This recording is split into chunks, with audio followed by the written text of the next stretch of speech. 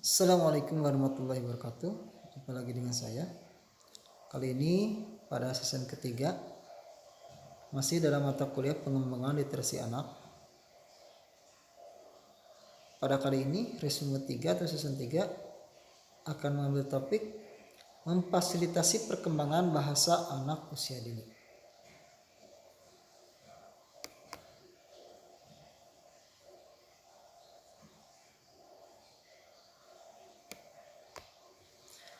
Memfasilitasi perkembangan bahasa anak tidak hanya dalam bentuk sarana dan prasarana, tetapi juga diharapkan dalam bentuk aktivitas atau kegiatan yang diprogramkan oleh lembaga PAUD, karena kenyataannya penggunaan bahasa tidak terlepas dalam aktivitas keseharian anak. Jadi fasilitas itu bisa dalam bentuk sarana dan prasarana. Tentunya ini akan sangat erat hubungannya atau kaitannya dengan keuangan atau finansial daripada sebuah sekolah. Tetapi juga fasilitas itu dapat berupa program atau kegiatan. Nah, biasanya ini adalah pintar-pintarnya para pengelola PAUD atau pengurus PAUD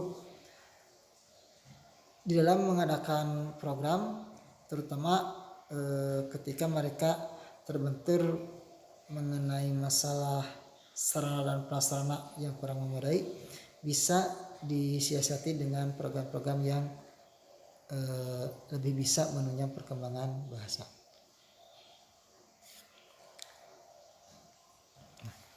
Di sini ada beberapa kegiatan yang dapat menunjang perkembangan literasi anak yang bisa direncanakan atau diprogramkan oleh guru. Nah, di antaranya adalah pertama, diskusi. Baik itu diskusi skala kelas ataupun kelompok. Diskusi bisa dipandu oleh guru pembimbing atau anak didik yang menjadi ketua kelompok. Contohnya yang bisa didiskusikan adalah tentang acara yang akan dilaksanakan dalam rangka memeriahkan HUT RI. Setiap anak diharapkan dapat menyampaikan kegiatan atau gagasannya. Kemudian yang kedua adalah proyek kelas. Biasanya dilakukan secara kelompok. Setiap kelompok ditugaskan oleh guru untuk melakukan observasi atau melakukan suatu kegiatan. Nah, nantinya anak-anak bisa menceritakan atau melaporkan hasil observasinya atau mengenai alasan dan tahapan kegiatan yang telah mereka kerjakan kepada para guru laporannya. Yang ketiga adalah sosiodrama, baik skala mikro maupun makro. Mikro bisa dengan drama boneka jari, ataupun makro semacam sandiwara atau tampilan-tampilan drama yang sederhana pada anak, itu tingkat makro.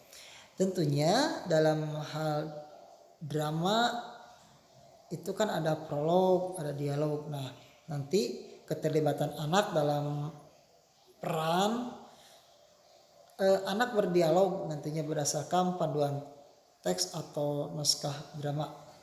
Biasanya diajarkan oleh gurunya,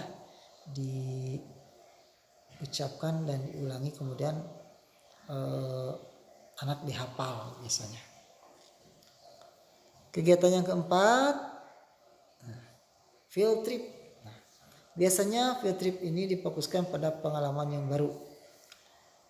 Jalan-jalan lah kalau kita tamasya atau tour, atau bisa juga outing class.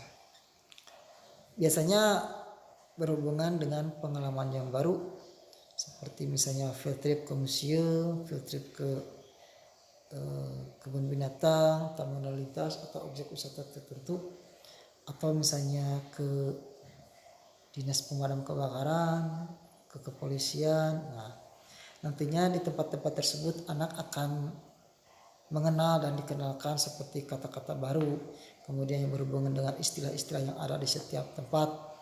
Nantinya juga anak dapat melihat dan mendengar mengenai berbagai macam bentuk atau wujud dari suatu benda yang ada di tempat-tempat tersebut.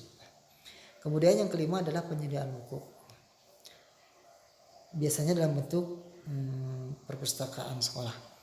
Bagi anak yang sudah bisa membaca tidak hanya menambah wawasan dan pengetahuan, tetapi dapat juga menambah perbendaharaan kosakata. Kemudian mereka dapat belajar susunan kalimat, mengenal bahasa rumit dan kiasan dan sebagainya. Itu ada 5 kegiatan yang bisa dirancang oleh guru. Nah, kemudian di dalam pengadaan fasilitas pun sekolah harus mampu menciptakan lingkungan bahasa yang baik. Nah, sekolah atau ruang kelas harus menjadi lingkungan dengan bahasa yang baik. Guru harus bisa menjadi contoh berbahasa yang baik dan disertai dengan sikap yang baik seperti ramah, menyenangkan jika diajak ngobrol dengan anak, memotivasi anak dengan kata-kata positif, menghargai pembicaraan anak, serta meluruskan anak jika ada perkataan yang tidak baik, kasar, atau jorok. Ini merupakan bentuk pertanggungjawaban juga pengelola atau guru untuk menciptakan atau memfasilitasi lingkungan sekolah sehingga menjadi lingkungan berbahasa yang baik dan benar. Demikian penjelasan saya pada sesi ketiga ini. Terima kasih. Assalamualaikum warahmatullahi wabarakatuh.